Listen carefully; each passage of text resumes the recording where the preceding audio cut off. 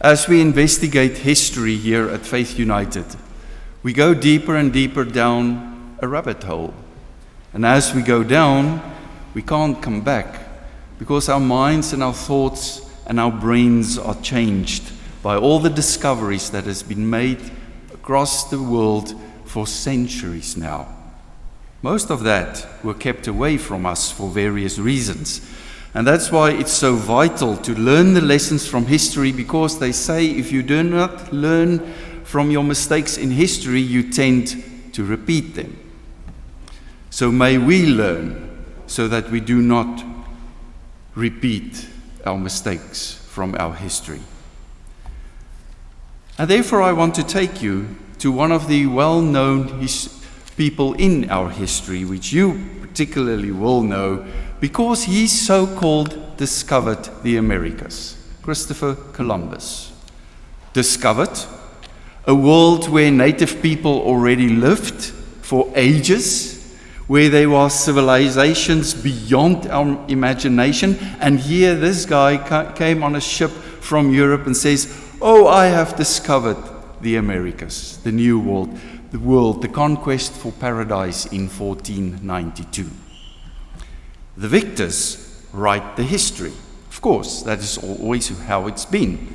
And that history favors the victors who wrote the history. No person that has this big victory will write a history that portrays that person as a bad person. No. Throughout the history, the victors are the great people, the men of name, those who changed the world, and indeed they did, but not always as we think they did. So Christopher Columbus landed in 1492 on the islands of the Bahamas, the New World, the paradise. And he met indigenous people there, a civilization. And he kind of brought them civilization from Europe. And he brought them teachings, and he brought them wisdoms and traditions, and he brought them Catholicism, so that there is, legitimacy around this whole conquering. And then in the evenings, they sat around the campfires and sang Kumbaya together. Well, that is kind of the story that they told us in school, but that is not the truth. When he landed in Bahamas, he met these indigenous people, and lo and behold, they had jewelry made from pure gold around their necks and arms. And Columbus said, "Where did you get that?" So he captured them, and he forced them to show him where they got that. And then he enslaved them to work in those mines, and he exported that gold back to Europe, back to the Catholic monarchs who paid his trip, back to the Catholic Church, who just converted these poor slaves to Catholicism. He did not go west to find a new trade route for the spices. India lied in the east. Why would he go west if they still believed in those days, which they did, that the earth is flat and standing on pillars as the Old Testament describes it? So it's kind of a different story of what really happened and the story that's been told to us that happened. This guy was not a friendly man. He conquered a world and forced them into slavery to work in the mines, to enrich the old world in Europe. So back to our Christian tradition. Is it any different? Is the history written by the victors, or is it a true reflection of what really happened? Let's investigate this morning. There is a book known as the Book of Enoch. It's not part of our Old Testament. Sadly, it's not part of our Old Testament, but it's widely read across the Christian faith and religion for many, many years, because this book contains in-depth stories of our history and where we come from. And this morning we read from Genesis about the Nephilim. Now, the first thing we have to say that the word Nephilim is the Hebrew word that's been kept in certain translations of the English language, which is brilliant. Some translations which you will read, especially the newer ones, would say it's the angels of God or the sons of God that came down and then was called the Nephilim. The word Nephilim means those who came from outside. So here they were on earth and they saw these beings coming from outside and they called them Nephilim. Regardless of who they were described as those who came from outside. Within our narrative, which I really want to, just kill amongst us, a narrative for 6,000 years, this happened around about 4,000 years ago, which is a lie. Let's call it what it is. It's a lie. We have proof now that this world that we stand on, the human experience, the human epic, the human history dates back for more than 200,000 years and counting, because we are still unearthing new sites that tells us about the history in our distant past. So first of all, let's forget about that 6,000-year narrative. It's not the truth. It's something they told you for certain reasons, and we can look into that in detail at the discussion group. So come to the discussion group. So here we have the Nephilim coming to us, and if you recall the reading last week from the Epic of Atrahasis, which dates back thousands of years, you will remember that the Nephilim is mentioned in there as well as one of the reasons why the gods of the time did not want to warn the people on earth and save them from the catastrophe, the deluge that was on its way, but wanted to, get rid of all of them. The Nephilim was part of the reason, because they became noisy and loud and aggressive and fought wars amongst each other. It was a really rough place. Not that it's very much different today. This tradition you can find amongst the Norse stories, the Norse people from Scandinavia. You find the story in Japan, in the ancient Eastern traditions, in India, and you find it in North and South American traditions of the indigenous people here. It is a global story. It's not just something that happened in the Middle East with the Jewish people in the Old Testament. It's a global story, and it has universal impact of what happened on this planet 200,000 years ago. And that's why the book of Enoch is so important to us this morning, because Enoch describes this. Now, who is Enoch?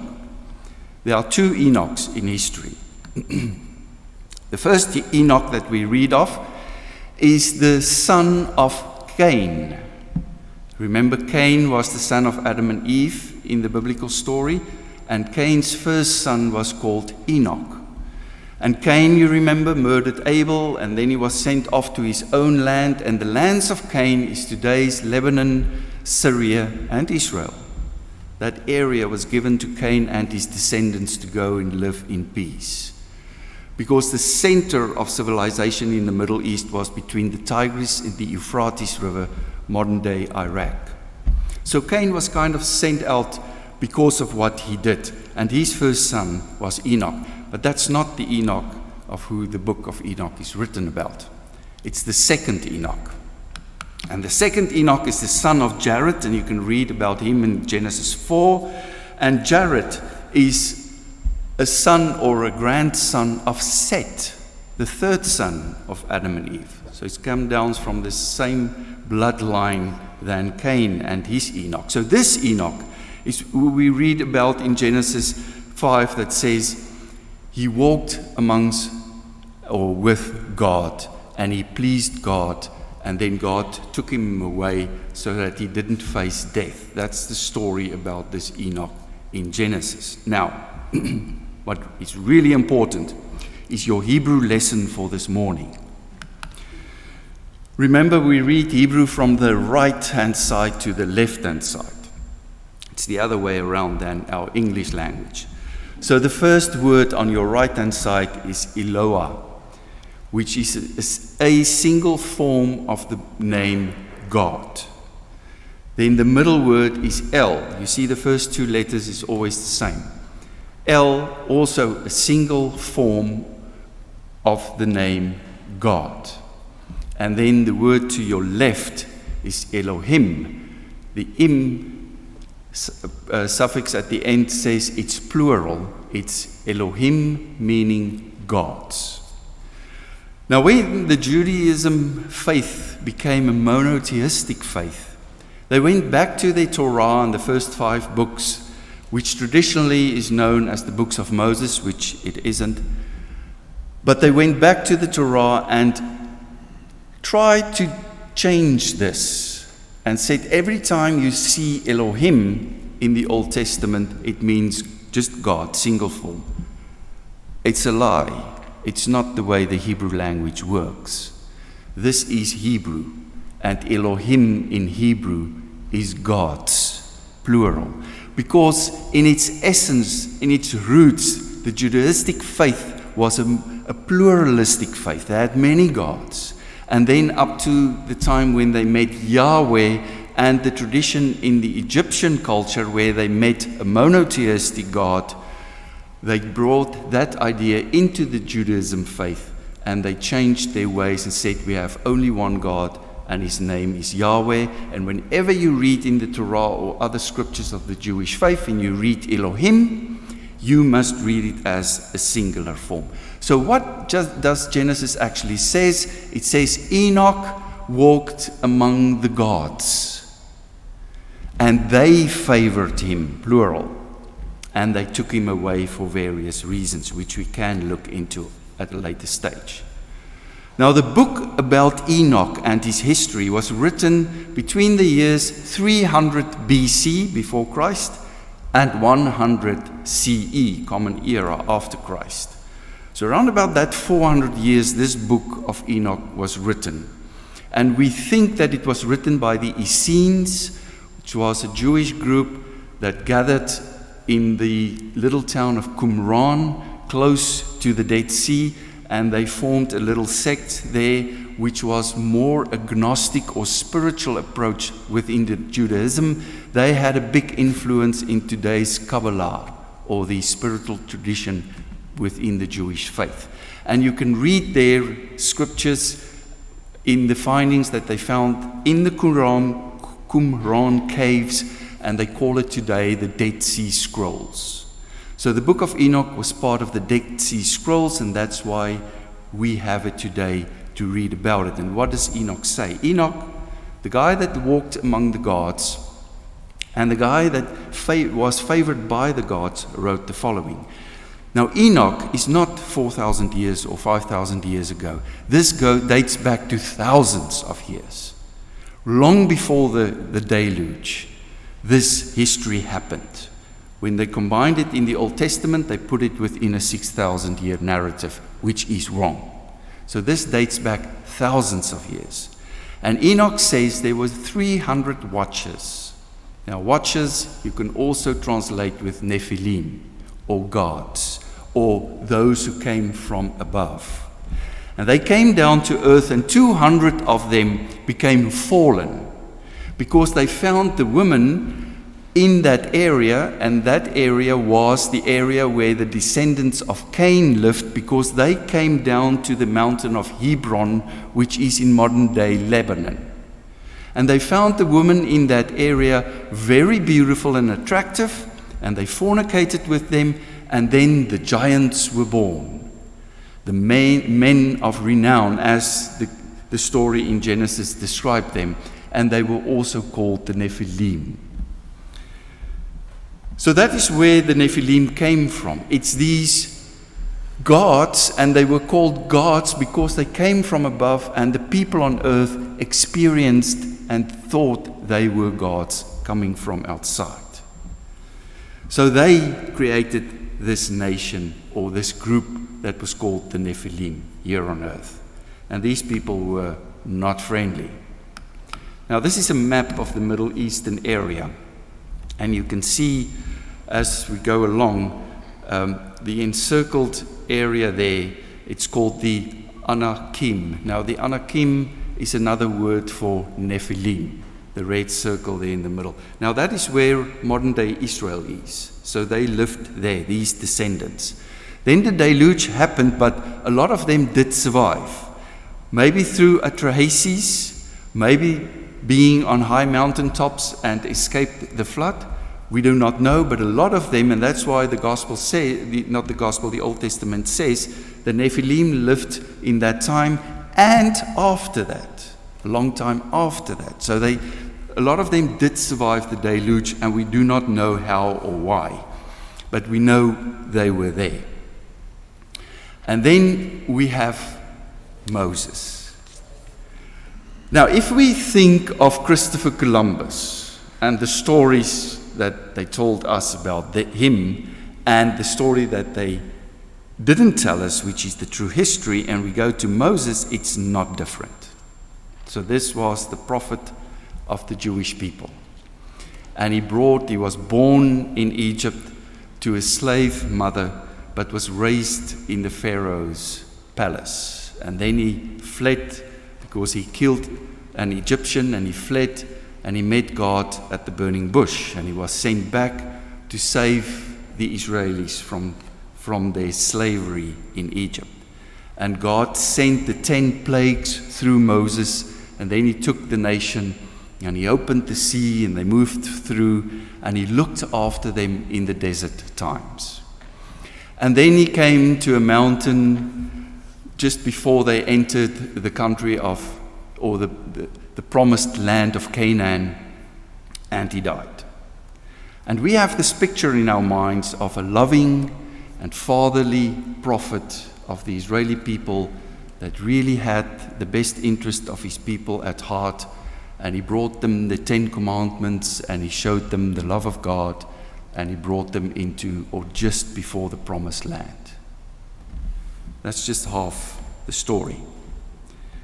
And I want to read something to you today.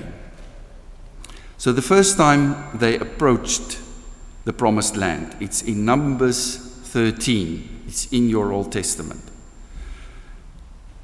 Numbers 13 verses 27 onwards. This is what they reported to Moses. Now Moses sent out, you remember the history, he sent out 12 spies to go and spy on these people, and now they came back. And Numbers 13 says, this is what they reported to Moses. We went to the land where you sent us. It really is a land flowing with milk and honey. Here's some of its fruit. But the people who live there are strong, and the cities have walls and are very large. We even saw the descendants of Anakim. The descendants of Anak. Anak is another word for Nephilim. There is the Amalekites who lives in Negev. The Hittites, Jebusites, and Amorites live in the mountain region. And the Canaanites live along the coast of the Mediterranean Sea and all along the Jordan River. Caleb told the people to be quiet and listen to Moses. Caleb said, let's go now and take possession of the land. We should be more than able to conquer it. But the men who had gone with him said, we can't attack those people. They're too strong for us. So they began to spread lies, according to the story in the Old Testament. Among the Israelites about the land they had explored, they said, the land we explored is one that devours those who live there. All the people we saw there are very tall. We saw Nephilim there. We felt as small as grasshoppers, and that's how we must have looked to them. And Yahweh said, after this, and after he heard what these 10 of the 12 spies said, Yahweh came and he destroyed them. He killed them with a plague. And then Yahweh said, go back into the desert, we will return, and I will give you these lands and its people. So now the question is, the Bible accuses these 10 of lying. Caleb says, no problem, we will conquer these people. And then Yahweh killed these 10, according to the scriptures, because they lied. and said, you go back in the desert and then you return, and now they came back. And what happened when they came back? And we read this in Deuteronomy chapter 3. Your Bible, we read this. So the Lord of the gods, Elohim, the Lord of the gods, that's Yahweh, also gave into our hands Og, king of Bashan, and all his army. We struck them down, leaving no survivors. All that time we took all these cities. There was not one of the 60 cities that we did not take from them. The whole region of Argob, Og's kingdom in Bashan. All these cities were fortified with high walls and with gates and bars. And there were also a great number unwalled villages. We completely destroyed them, as we had done with Sihon, king of Heshbon, destroyed every city, every man, every woman, and every child. And then the story goes on. Chapter 3, Deuteronomy. Og, king of Bashan, was the last of the Rephaites, the giants, the Nephilim. His bed was decorated with iron and was more than 9 cubits. Now 9 cubits is 13 feet. His bed was more than 9 cubits long and 4 cubits, 6 feet wide. It is still in Rabbah of the Ammonites. These people that they just overcame is Nephilim kings, the Anakim that lived in that area, and which the 10 who was killed because they lied according to Caleb and Yahweh, brought back the news and said, we cannot attack these people. They have fortified cities. They are giants sleeping on 13 feet beds, and they will kill us. And then Yahweh said, you liars, I will kill you. And he did it. And then he sent his people back later on. And they found in that land exactly what the 10 said. And it's not what I say, it's in your Old Testament. Numbers 13 and Deuteronomy 3. You can go and read it if you do not believe me. Now this is the spies that was killed because they so-called lied. And then, why is this suddenly so important? So they overcame the last kings of the Nephilim, and they took that land into possession, and today it's the land of the Jewish people called Israel.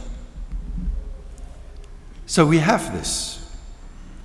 We have this history, which we cannot say it's not true because there's archaeological findings that prove this. They even had the bed of King Og, showed that he must have been a giant of a figure. This was not a peaceful group of people led by a peaceful prophet of Yahweh coming into the promised land and taking it into possession. This was an organized army with a warlord Moses at the head of it. That's the truth. This was a people chosen by Yahweh to cleanse the land because he hated the Nephilim for some kind of reason. And he used his chosen people to clean the land and to take possession of it. This is institutional discrimination. This is institutional hatred and anger taught to us by Yahweh of the Old Testament. And you can go and read it again in your Old Testament books. That's why it's so important that we look at this history. Because now we suddenly understand where our discrimination comes from.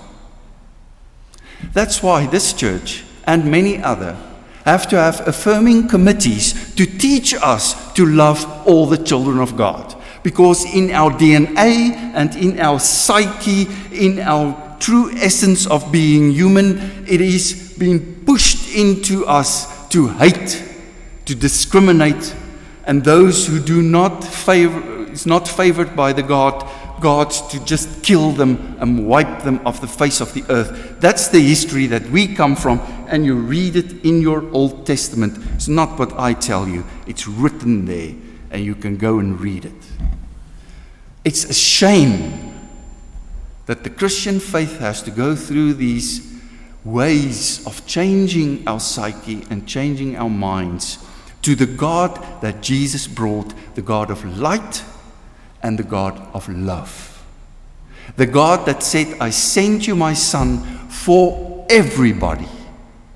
Not a selected group of people in Israel, not a selected group of people in Egypt, not for the Nephilim or the gods that came from above, for everybody. That is a true God.